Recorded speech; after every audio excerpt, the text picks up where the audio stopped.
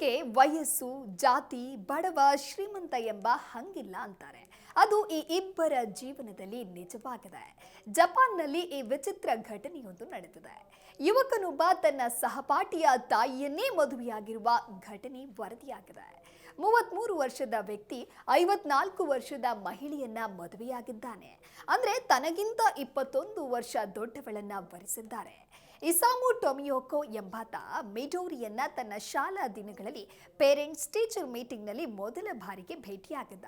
ದಶಕಗಳ ಬಳಿಕ ತನ್ನ ಹಳೆಯ ಸಹಪಾಠಿಯ ಬ್ಯೂಟಿ ಸಲೂನ್ನಲ್ಲಿ ನಡೆದ ಆಕಸ್ಮಿಕ ಭೇಟಿಯು ಪ್ರೀತಿಯನ್ನ ಮತ್ತೆ ಜೀವಂತಗೊಳಿಸಿತ್ತು. ನಾನು ಆಕೆಯನ್ನ ನೋಡಿದ ಕ್ಷಣ ಪ್ರೀತಿಯಲ್ಲಿ ಬಿದ್ದೆ ಅಂತ ಮಿಡೋರಿಯನ್ನ ಭೇಟಿಯಾದ ದಿನವನ್ನ ನೆನಪಿಸಿಕೊಂಡಿದ್ದಾನೆ. ಇತ್ತೀಚೆಗಷ್ಟೇ ಆಕೆ ಗಂಡನಿಂದ ವಿಚ್ಛೇದನ ಪಡೆದಿದ್ರು.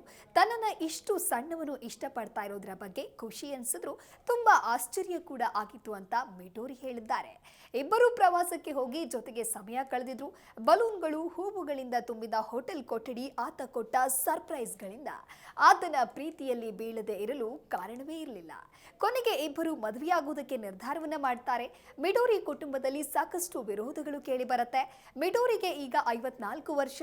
ನೀವು ನಿಮ್ಮದೇ ಆದ ಸ್ವಂತ ಮಗುವನ್ನ ಹೊಂದಲು ಸಾಧ್ಯವಿಲ್ಲ. ನಿನಗಿನ್ನೂ 30 ವರ್ಷ. ನಿನ್ನ ವಯಸ್ಸಿನವಳನ್ನೇ ಮದುವೆ ಆಗಬಹುದಲ್ಲ ಅಂತ ಇಸಾಮುಗೆ ಹಲವರು ಬುದ್ಧಿವಾದ ಹೇಳ್ತಾರೆ. ಆತ ತನ್ನ ಪ್ರಾಮಾಣಿಕತೆಯನ್ನ ಸಾಬೀತುಪಡಿಸುವುದಕ್ಕೆ ಟೊಮಿಯಾಕೋದಲ್ಲಿ ಮನೆಯನ್ನ ಖರೀದಿ ಮಾಡಿ ಮಿಡೋರಿ ಪೋಷಕರೆದುರು ಆಕೆಯನ್ನ ಮದುವೆ ಮಾಡಿಕೊಡುವಂತೆ ಧೈರ್ಯದಿಂದ ಕೇಳಿದ್ದ. ಅಂತಿಮವಾಗಿ ಇಬ್ಬರಿಗೂ ಹಿರಿಯರ ಆಶೀರ್ವಾದ ಸಿಕ್ತು. 2024ರ ಜುಲೈನಲ್ಲಿ ತಮ್ಮ ಮದುವೆಯನ್ನ ಅಧಿಕೃತವಾಗಿ ನೋಂದಾಯಿಸಿಕೊಂಡಿದ್ರು. ಟೊಮಿಯೋಕಾ ಮಿಡೋರಿಯ ಮಗಳಿಗೆ ಮಲತಂದೆ ಮಾತ್ರವಲ್ಲದೆ ಅವರ 4 ಮೊಮ್ಮಕ್ಕಳಿಗೆ ಅಜ್ಜನೂ ಆಗಿದ್ದಾರೆ.